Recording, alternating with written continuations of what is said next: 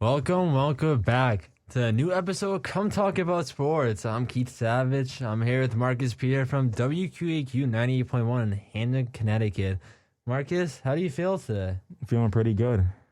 This is Marcus' first episode back in about 4 weeks. So recently, we did not have a show last week because Marcus Pierre decided to get COVID-19. How was your COVID-19 experience? I mean, I think I had it easier than everybody else. I had no symptoms, but it sucked having to quarantine. You had no symptoms? You can't smell or taste? Yeah, besides that, though, I had nothing else. But, yeah, it wasn't fun. But why didn't I get sick? Am I just superior? Yeah, we'll go with that, whatever you think. All right, now let's move on to basketball. Let's stay with COVID. And Ben Simmons and Joel Embiid, their personal barber, has COVID-19 and they're both in protocols. Do you think the All-Star Weekend should have ever been a thing this year? No, it should not have happened. None of them even wanted to go in the first place. You heard LeBron talking out about it. Giannis was talking about it. None of them even wanted to go. I don't think it should have happened, but it did. It was pretty good, and it's over now. What do you think of All-Star Weekend? What was your favorite thing? Skills, three-point contest, the game, or the dunk contest? What do you like the most? My favorite thing was the three-point contest. Seeing Steph drop like a record 31 in the first round, that was insane. And then seeing my guy JT in the finals, Mike Conley played well. To the last shot where Steph hit that was great. That's my favorite thing.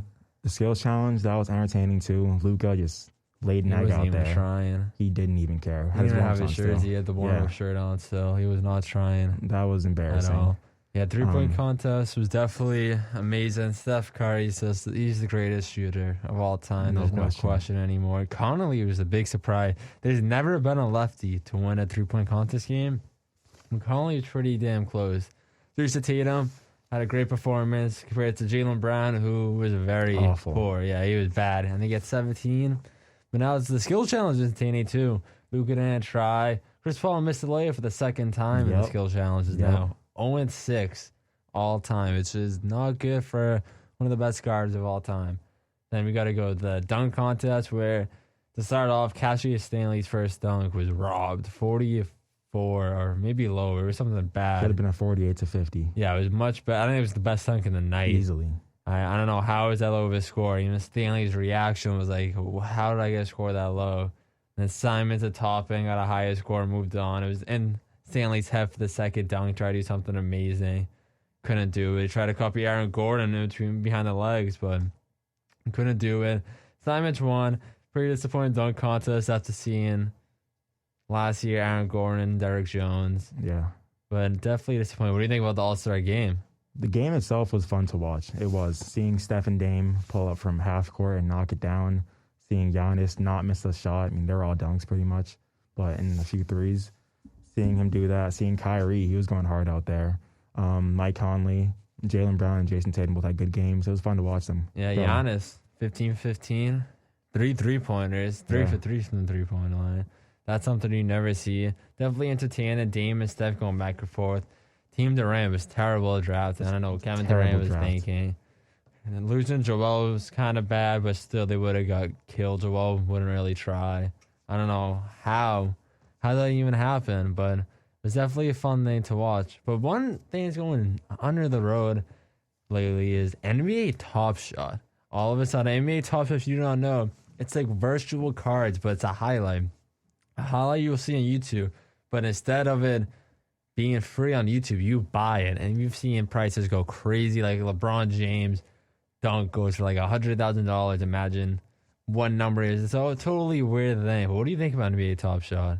I heard about it way back in like mid-January, and when I first heard about it, I was very confused because I was never like into trading cards as a kid, so I didn't get this either. But I saw a lot of people making money off of it, so I looked into it a little bit more, and I still don't see the big deal with it. I don't understand why it's so big. I mean, it is big, but I don't get why it's like that, honestly. Yeah, I used to collect cards a lot as a big trading cards fan. I have plenty of cards in my collection still that maybe one day I'd sell. I don't know. I like having them, but NBA Top Shot, it makes no sense. The prices go up, but it's weird too because if you get like the number one card of a 500 set of, and if you get number one compared to like 230, it costs more. If you get Michael Jordan number 23 out of anything else, it's going to cost more, which I don't really get at all.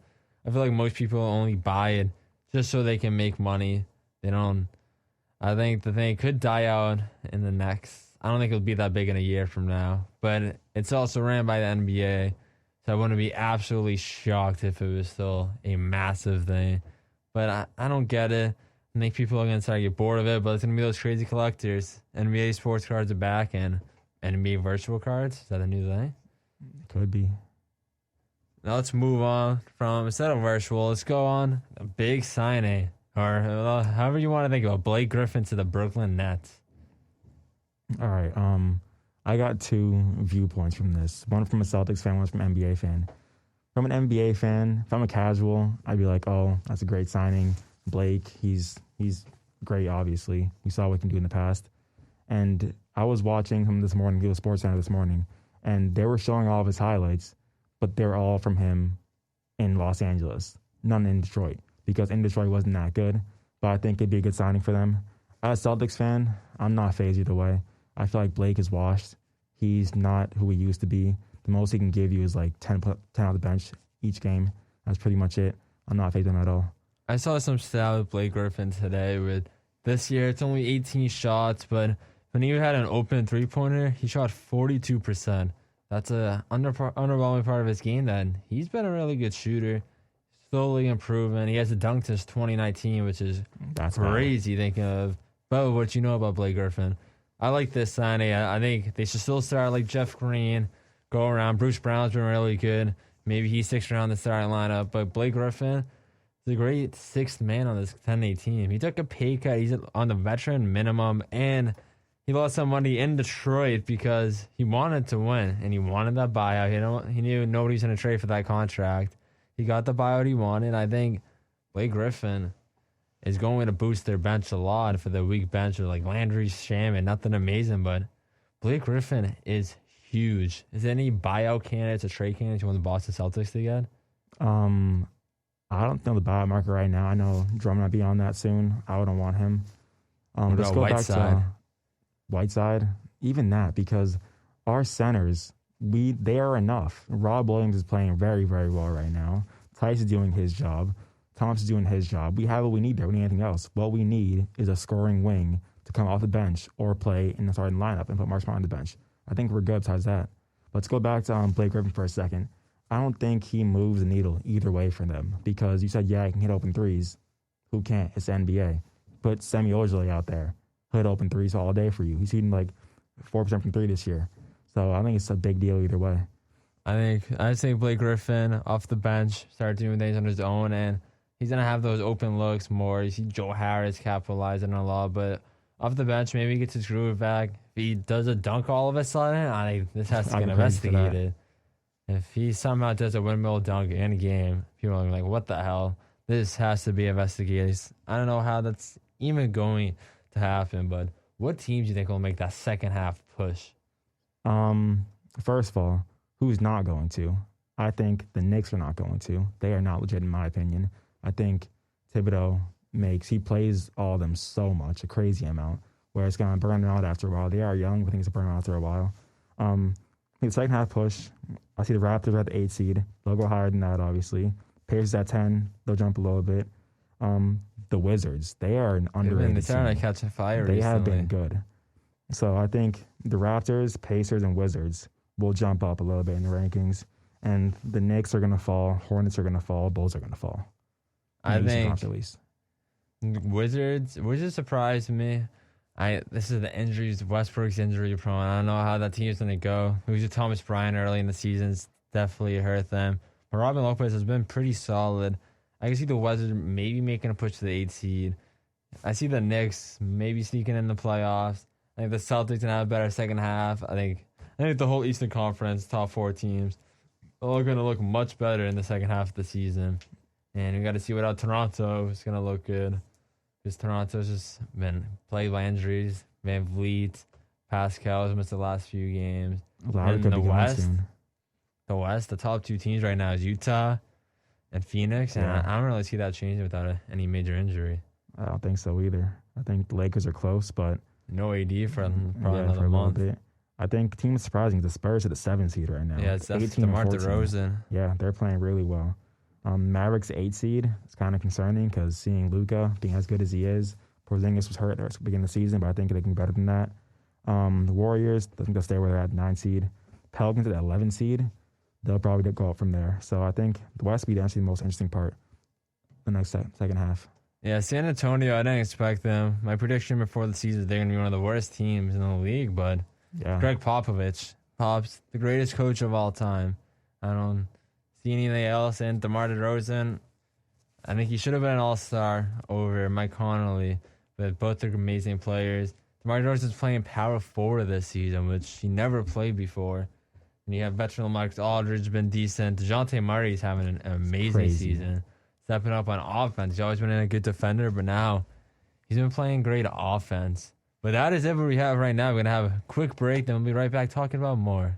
Stay tuned. Hey, it's Emma Spagnolo, General Manager of WQAQ. Are you looking for a fun and creative way to get the word out about your business while trying to appeal to a young group of college students? Well, look no further. WQAQ is Quinnipiac University's student-run radio station. Here at WQAQ, we allow businesses of all kinds to advertise their products and services to our dedicated listeners. All we ask is that you provide our production team with copy points for your desired ad, and we'll come up with a professional and fun radio spot that will play at least 20 times per day. That's 140 times per week, and 1,800 times per month. Welcome back. Now we're gonna talk about March Madness, which is starting. It's going to start very soon. The tournament starting, all the local ones. Well, actually, I'm gonna start out. We're gonna talk about the MAC basketball. Quinnipiac University basketball is playing Iona, who's led by Hall of Fame head coach Rick Pitino. Do you think the team even has a chance to win? I mean, they played them one time in the season. They won. It was surprising. I was surprised to see them win. But the last time they played a team who hasn't played for over a week, they got smacked. I think it was 2 months. Yeah. They got smacked twice in a row, 2 days in a row. It was not good to watch. I think Iona's going to come out prepared, and it's going to be wrapped for the Bobcats this season. Yeah, Iona, a quick rerun. They're 6-3 in the conference, but they missed the last month due to COVID. They shouldn't be They shouldn't be the 8th seed. I want to say Quinnipiac's then 8th, then Iona's the 9th, or something like that. But if you go by win percentage wise, Iona's number 2. Iona's been to March Madness. I think since 2012 they've been representing the MAC, but this looking like it could be a new team. I think Quinnipiac, they should win this game, but they're going to lose. If you play a team who has to play in a month, you should win that game, but I don't see that at Quinnipiac. They don't really have that many amazing players. You got Jacob Rigoni, who was actually on the All-MAC team this year, who was going to graduate this year. Great shooter, arguably the best shooter in Quinnipiac women's basketball history. He broke the record this year. I like Rigoni. Seth Pickney's a great guy. They have a few freshmen who made the all-rookie teams. I don't see anything amazing. The best basketball team at Quinnipiac, though, is the women's basketball team. They had 3 players make the All-MAC team, starting with Rose Caverly and Michaela Morris were all first team. I forget who was the third team, but amazing team right there in Quinnipiac. And are you excited for fans to come next year? Definitely. I'll be at those games watching, definitely. It's going to be crazy. Yeah, those teams definitely amazing. Now let's go on to the actual March Madness tournament. Who do you think is going to be the sleeper team of the tournament? My sleeper team, I think a lot of people counted them out already because they had an injury, but Villanova, being coached by Jay Wright, they're coached the right way, they develop kids the right way, they play the right way. I think they'll be a sleeper team. I know they lost Colin Giuseppe, but besides that, I think they'll be good. Yeah, definitely a huge loss to arguably the best player, but my team is going to be UConn.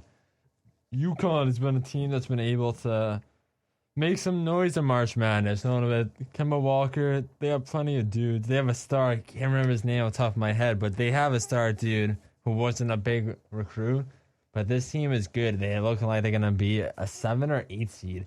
If I'm a 1 or 2 seed, I am terrified of UConn, especially a 2 seed. I think if they play a team like Iowa, they could be in big trouble, Iowa.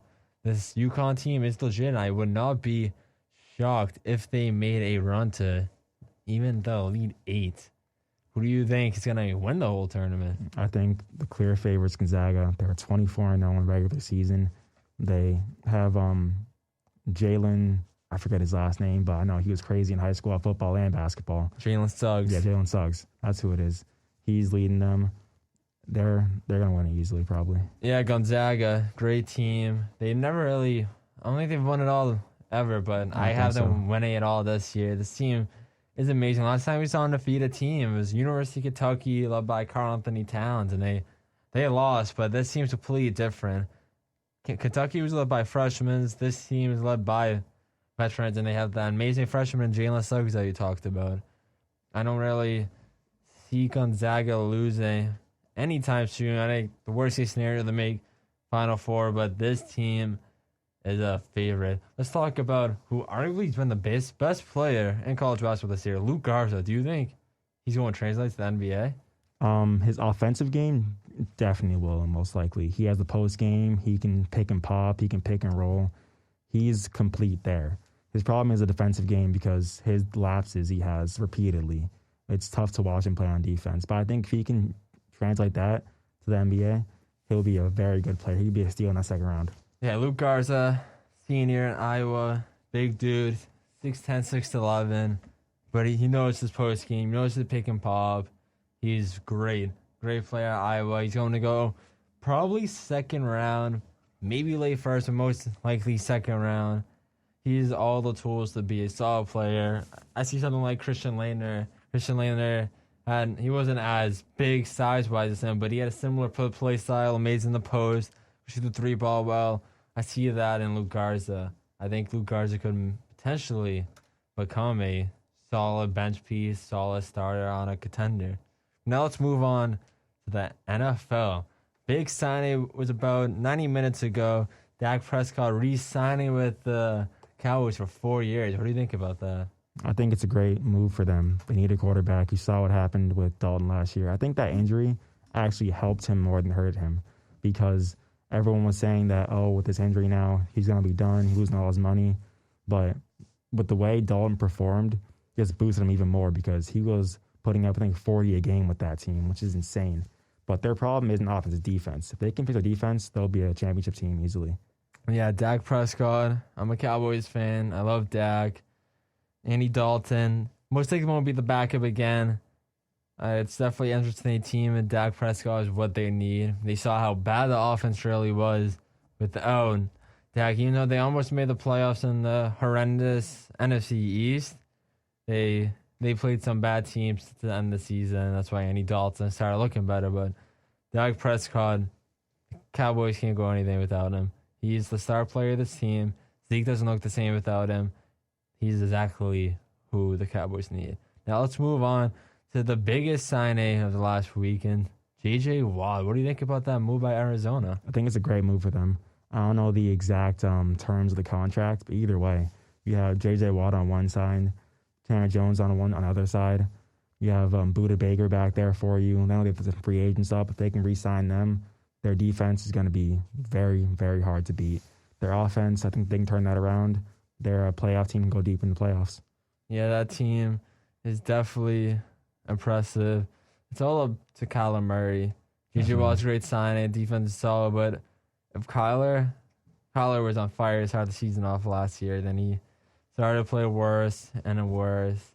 It's all up to him. He's a young dude, amazing athlete, first round, and that MLB draft and number one pick in the NFL draft. One of the best dual athletes we've seen. He is an amazing player, and I hope Larry Fitzgerald stays for another year because the team actually has a chance of winning it all. Larry Fitzgerald is amazing. Do you think Larry Fitzgerald's overrated? No, not for a second. He has, I could be getting this wrong, I'm not too sure, but I'm pretty sure he has more drops.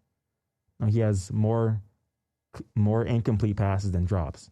So he's made more catches than he has dropped them, obviously. He's great. I wish he got in a ring at some point. Them against the Steelers, that was a great game back a few years ago.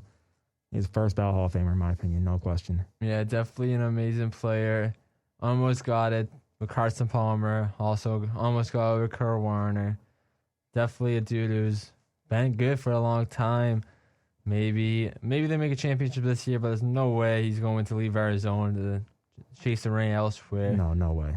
He's either retiring or he's staying in Arizona, but he's definitely an all-time great there. It's amazing to see what he can do long-term. Now let's move on to the team that got rid of J.J. Watt. And let's go with the Houston Texans. What do you think about this whole Deshaun Watson situation? He needs to get out. He needs to leave as fast as possible. He needs to pack his bags and just sit at the airport and wait for somebody to come pick him up because that team has lost people on offense and defense. They brought in Brandon Cooks, who was okay at best for them. David Johnson was hurt a little bit in the season. I think that team there, they got a lot of work to do turning around. And I think he needs to get out there and run as fast as he can away, any direction, honestly. If you're a team like the New York Jets, who's looking to get a quarterback, would you rather trade for Russell Wilson or Deshaun Watson? That's a good question. They both are phenomenal talents. Both do things well. But personally, I'd go with Russell Wilson because he has that championship experience that Watson doesn't have. So I go Wilson, in my opinion. I think Wilson is slowly becoming a bit overrated. I say that because he always starts the season off on fire. Mm-hmm. Then he always slows down. Every time he lost the Rams team, though, was by injured Jared Goff, where I don't know how you lose that game. I don't get it at all, but he was on fire. He was an MVP race. He's happened many times, and he always chokes it. But you've seen how he's even complained about it in the media, where he gets hit, I think, more than any quarterback in the league by a far margin. He does. So he's always running for his life out there. He can only do so much by himself where he has to run. So I think it's not as much on him and more on his O-line and people playing him in a position to where he has to get hit all the time. Watson also is similar like that, but I think Watson is a better player right now, and he will be 10 years from now. He'll be a better player. Yeah. Wilson be around the end of his end of his career. I think Deshaun Watson is going to be an MVP one day. I think he's definitely an amazing player, and I hope for the best for him. Do you think he's a chance to go into the New England Patriots? No. Bill's not going to give up, 3 first-round picks on a Pro Bowl player. He's not going to happen. Bill's not going to do that. Who will be the quarterback week 1 for the New England Patriots? What I think is going to happen, honestly, I'm not going to be too happy about it. They're going to bring Cam Newton back on a 1-year deal. They'll go out and they'll draft somebody, and they're going to have competition in training camp. Cam's going to win in week 1. Yeah, I got Cam Newton in week 1 quarterback. Disappointing. Yeah, Cam, he's not the answer. I think they're going to draft a quarterback. Who knows who that quarterback will be? It's still time to come, but they're going to draft a quarterback, then have him bench the first few games. And you're going to see Cam Newton just isn't all that anymore. He's not that MVP that he once was. Jarrett Stidham just... Not the answer. Not the answer at all. He's not that amazing of a player. I had some hope for him at the beginning of the season because everyone was hating on him when he only played 3 preseason games. But last year, he just couldn't do anything. Yeah, that was terrible. I don't know. Yeah. Don't know what happened. All the hype, everybody working out with him. Julian Edelman was hyping him up. Mm-hmm. Plenty of hype on that one guy, and he just can't do it. Where do you see the Patriots next season? If Cam is our quarterback again, I'm saying their ceiling is that's a game this year. So I'd say 17 games. Yeah, I'd say their ceiling is 10-7. Their floor 6-11. Because Cam, you've seen the defense coming back though. A lot of the key players with no Gilmore's probably gone, honestly, end of this year. Yeah, I'm always surprised if he gets traded, honestly. Yeah, but on offense, Cam can't throw the ball like he used to. It's not good that way anymore. Receivers need help big time. Damian Harris and Sony Michel and Rex Burkhead, who probably will come back. Those 3 can be good for you. The O-line is good. They're coached well, but I think Cam can be our downfall. I think it all depends on how good that kid they draft is. Cam won't be the quarterback for every game. It's going to depend on who they draft. He's going to get the opportunity to play. Is he good or not? That's what's going to come down to for the next 2-3 years for the New England Patriots. Speaking of drafting, everyone's talking about 15 pick taking Mac Jones out of Alabama. And there's some controversy because quarterbacks in Alabama usually can't produce because their receivers are always wide open. So when they get to the NFL, it's a lot harder for them. Do you think Mac Jones can be a quarterback in the NFL? I don't think. You see A.J. McCarron. A.J. McCarron is amazing in college. I see that with Mac Jones. I don't think Mac Jones is anything amazing. I don't think he's a first-round pick. I think he's more a third-round guy. First-round pick? Not even that? I don't think he's that good. Wow. Think he'll be an amazing quarterback. I think Trevor Lawrence, Justin Fields, Trey Lance all much You want better. Trey than Lance it. over Mac Jones? I go Trey Lance over Mac Jones. Last year he wasn't that good, but he was good in 2019. Not last year though. I'm not a big Mac Jones guy at all. His body isn't that. He's fat. I don't know why his pads are so big. It's crazy. He's just doesn't have the body type that he's gonna be. Well, Tom Brady was like that, but He was. I don't see anything amazing with Mac Jones. He's gonna be a backup guy. I think he'll have a career just like AJ McCarron, where he's gonna have his moments where it's like, maybe this kid is solid, but he's never gonna be the answer. He's gonna be a solid backup his whole career.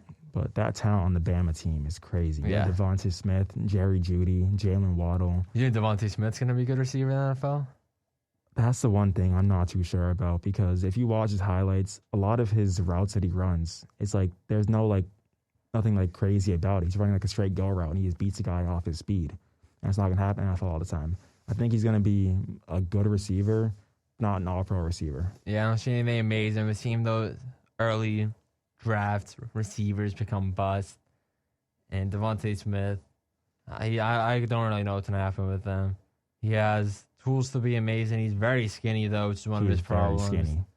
He's talented, but you see John Ross, you've seen plenty of guys. Only dude I think he's been a Pro Bowl the last 6 years has been Amari Cooper. Yeah. He's the only first-round receiver getting drafted, which is pretty crazy. Maybe Devontae Smith takes that over, but we'll have to wait and see. That's all we're going to have for this week's episode of Come Talk About Sports from Hamden, Connecticut. I'm Keith Savage here with Marcus Pierre, and we're out.